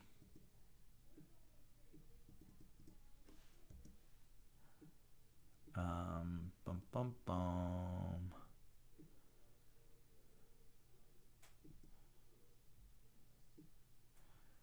DVN. I think the market is essentially telling us we are going into a recession. I shouldn't say that. Recession fears have come back to the market. And I didn't cover that. And we'll tweet this out again. Twitter. Boom, boom, boom, boom.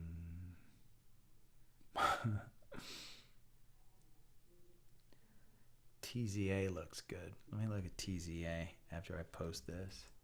Fuck, it's 12:30. 10:30, I mean.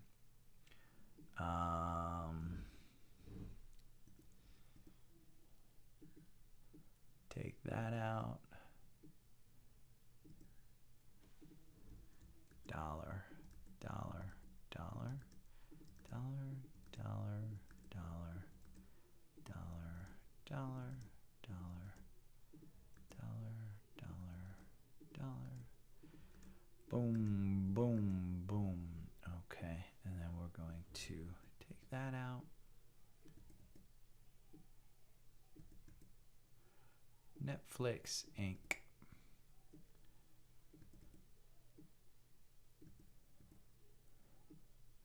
Arch Capital Group. Way, way, way overbought.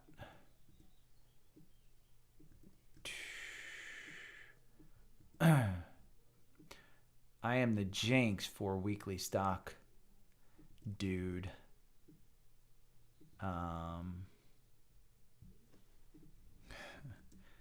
Every time I get in on his picks, I seem to ruin them.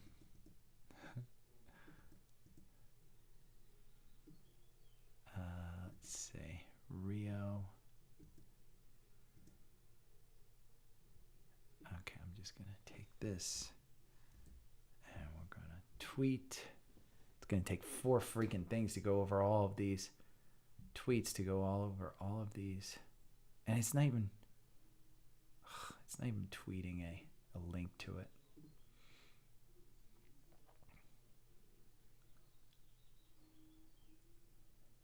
Man, Anchor is just their integration with Twitter has been horrible of late. Tesla,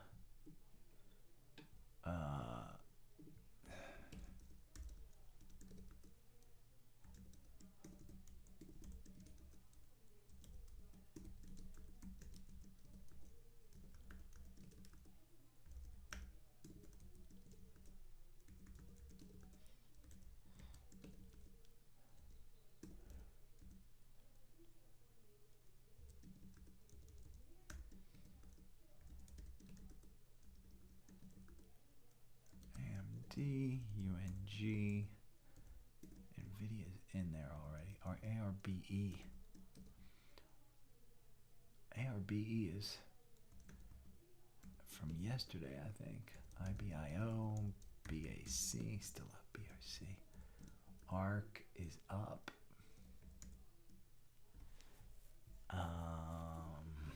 1, 2, 3. We'll just post that. Boy, that sucks. That's going to be a shitty. Let's see.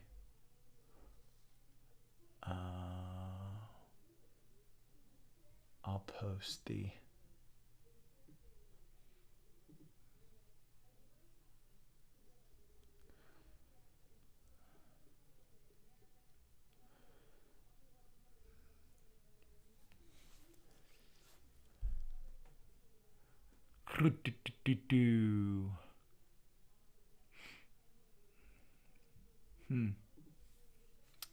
Okay.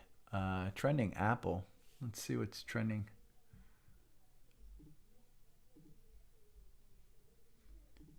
Okay, I'm going to put in my notes. This is Thursday. From here. Here. So, Apple is trending, and I don't know why. What a way to start off the day. Nailed SPY puts. 400 caught the entire move to 397. Well over 100% profit. The community is banking today. Come join the community. Hey, bulls, remember when gaps were bullish? Yeah, I think you got more downside on Apple. That's why the covered call strategy seems so good. AMD bearish, SPY. Keep chasing these traders. Open P&L, close P&L. Thanks. Check out today's sticky notes. If the market holds positive, I look for Apple to take out 150 and run and test 152. Wait for the market direction. Intel recover the dividend to just 1.9. A 66% cut. Already pre-market will drop to 26.50. RBLX headed into support here at 36. Yep, I agree with all that. Bought 10K of Apple in 2006. Sold all of my stocks to do it. Read patent filings nightly for months. I participate in Google IPO. 2, for me, XLR NFT is the Apple of crypto, not just NFTs. Name of finer crypto brand. Boy.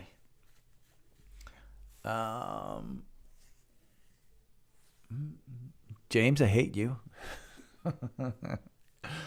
I'm kidding, man. Apple I love. Let's see. Let me look at GNK. I don't even know what GNK is. And I've got to close down this.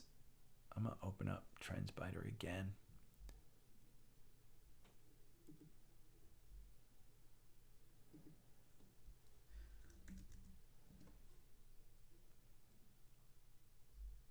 Launch.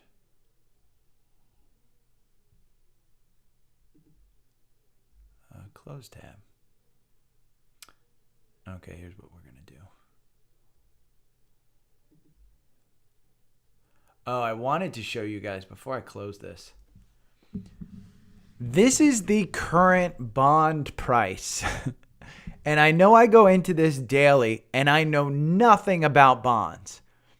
But when you're telling me that I, on a 1-year U.S. Treasury bond, can get 5.09%, even a 9-month at 5.06%, and you're telling me that I've got to beat 5% over a 9-month period in order to, even over a 1-year period, this is zero risk essentially at 5%. Zero risk.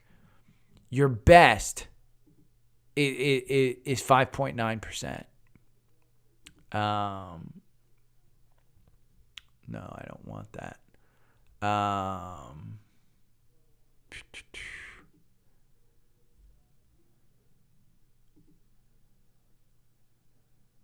Let's look at funds. Yeah. I'm going to quit. Oh, actually, it wound up. GNK. Let's look at GNK. GNK. Move this over here. GNK, we're going to look at the 4-hour. We'll run it.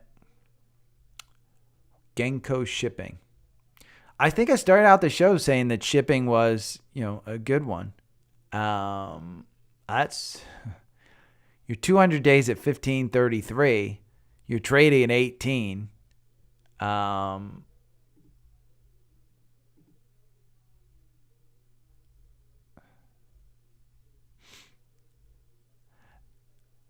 That's big. Your PE is 3. Your dividend is 17.16. September 30th, they have a buy at 20. Your average target price is 23. Want better returns? Don't ignore these 2 transportation stocks. Zacks is always kind of hit or miss whether they actually say something of benefit.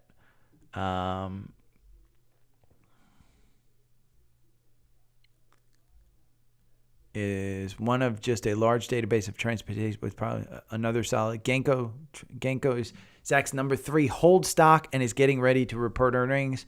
Most accurate estimate sits at 61 cents a share, 5 days from its next earnings. For Genco Trading and Shipping, the difference between its most accurate estimate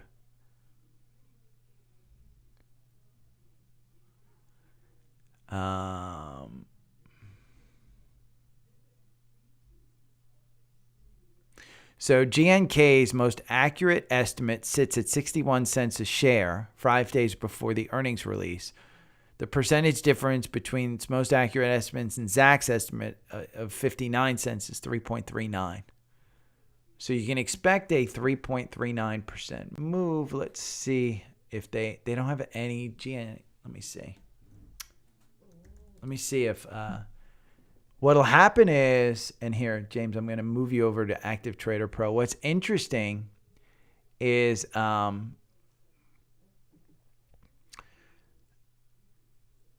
2 o'clock, they'll post an options alert on Fidelity Active Trader Pro, and it will tell you what the options market is indicating for GNK based on where the options market is, what percentage you can expect.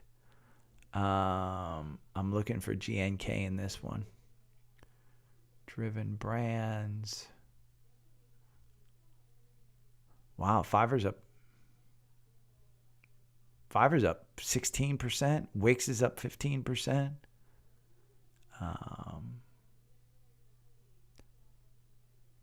Fiverr's one I've given up on.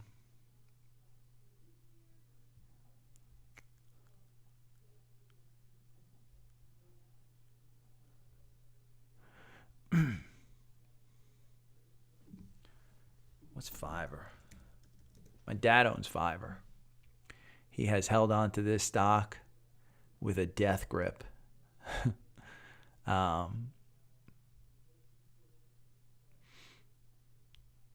Bitcoin extends losses.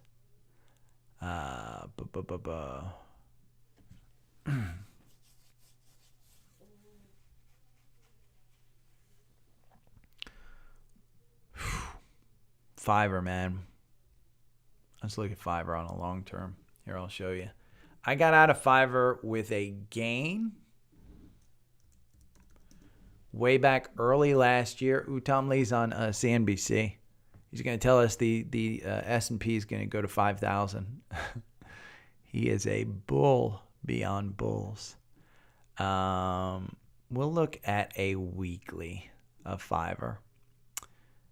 You don't even have a 200-day because it's not even old enough. Let's look at a daily. There's your 200-day. You are trading for the first time since 2021 above the 200-day. This is an interesting one because they are not, I don't think that they're making money. Let's see. Fiverr. They're not making money. The forward PE is 36, which is still expensive. It's up 48% year to date. The chart is interesting because you've covered these gaps, and your next gaps are all the way up here at 168, which I don't think that you're getting to anytime soon. But it is interesting that it's got its golden cross happening here right at earnings, and you're starting to really take off. Now, let's do an auto Fibonacci to see where we think that support really is. We'll pull it in here a little bit closer. So you're trading at the very top of this Fibonacci support. And you do have a double top. Let's take off the Fibonacci. And you do have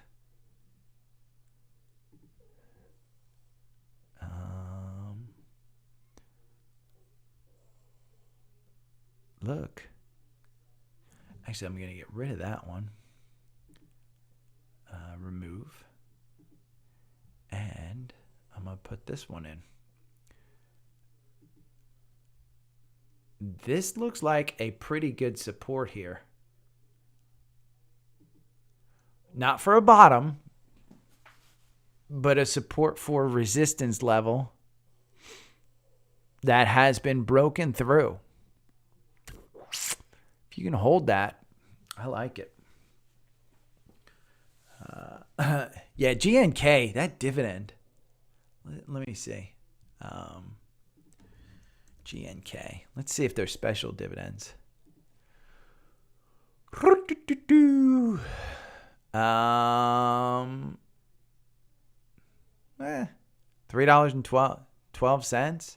21% dividend on an $18 stock.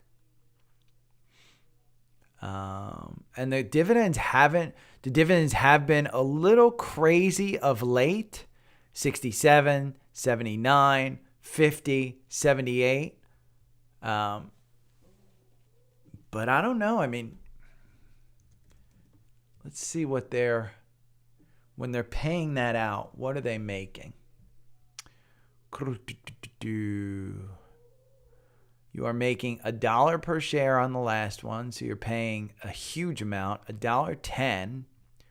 Did it go down? No, it went up from 79 in, 67, 79, and then November was 78, and November earnings were $1, and they actually raised the dividend. Now, here's the thing. Remember what we read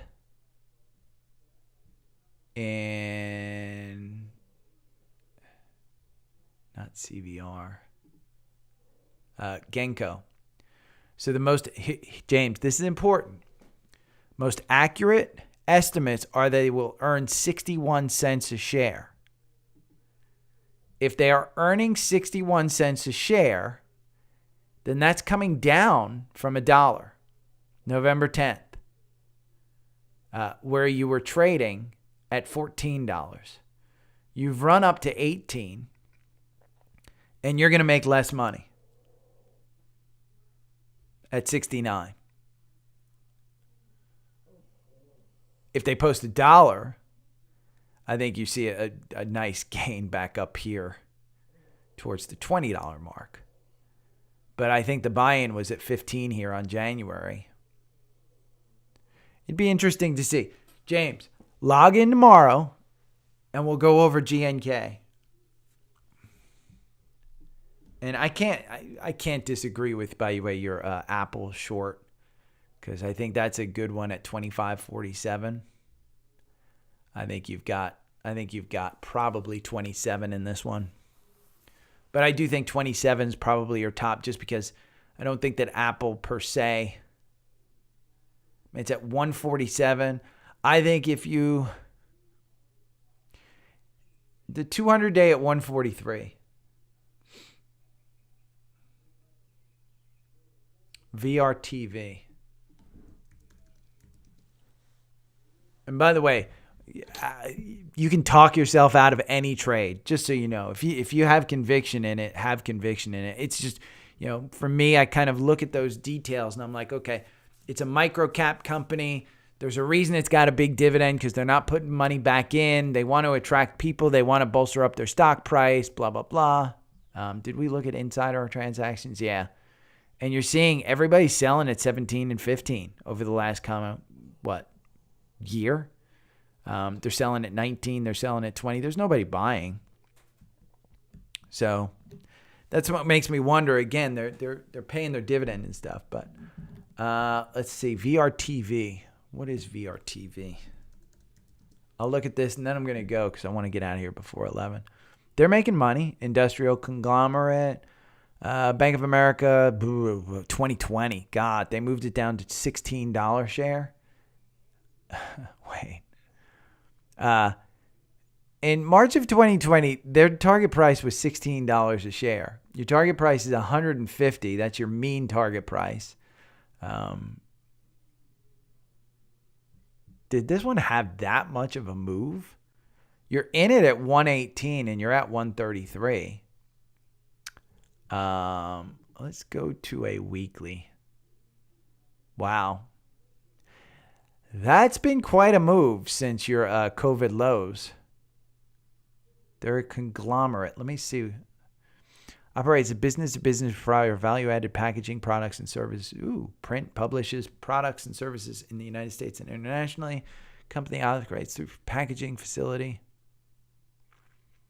March 22nd of last year, 126, he bought 1,600 shares, 202,000.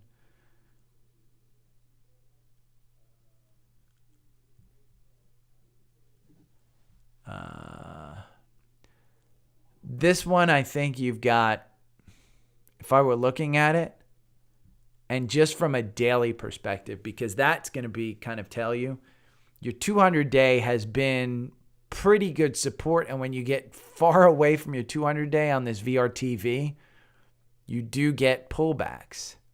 You can see that it just pulls back to that 200-day. You know, you're moving down on the 200-day. The 50-day is moving down.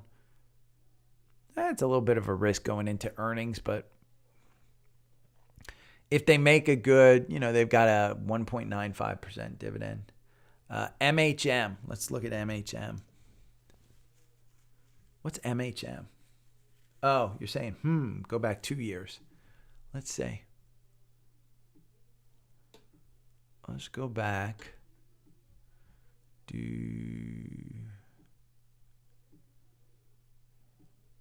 That's a run on VRTV. That's a run and a half. I mean, down here, October of 2020, you're at $14. Now that's a run. But I don't think the PE is not crazy.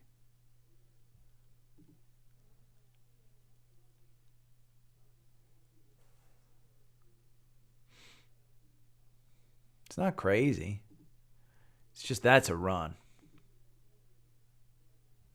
But you've gone from earning $1.90, 85 cents, $1.90, $1.28. And here you're at $5 a share, $6 a share, $6 a share. Earning surprise by 34%. So you have an earning surprise of 34%, an earning surprise of 36%, an earning surprise of 37%. And that's where you got to these kind of, you know, earning surprise by 100%, earning surprise by 36%. So you've been basically surprising by 36, 37%. They've been sandbagging. It's an interesting one. You always come up with these crazy ones. What's their, yeah. I mean, their market cap is $1.73 billion. Are they considered a small cap? I think so. They're considered, micro cap, $1.7 billion. I just don't play in that space a lot. I'm more large cap tech. But it's interesting to look at. I just don't know enough about it to say, it's a bad one. But when I look at this long term, there's a reason it's run that much because it's been able to maintain these earning surprises. Probably a good management group. I like it. Doesn't mean I'm throwing money into it, but I like it. Okay, and I am out of here. You guys have a great day. I will talk to you tomorrow. It's 10 o'clock. I'm going for my 10-mile walk. It's nice. It's going to hit 70 degrees here. 78. It's always going to be 80 degrees here in Atlanta today. So it is right now 68. So, okay.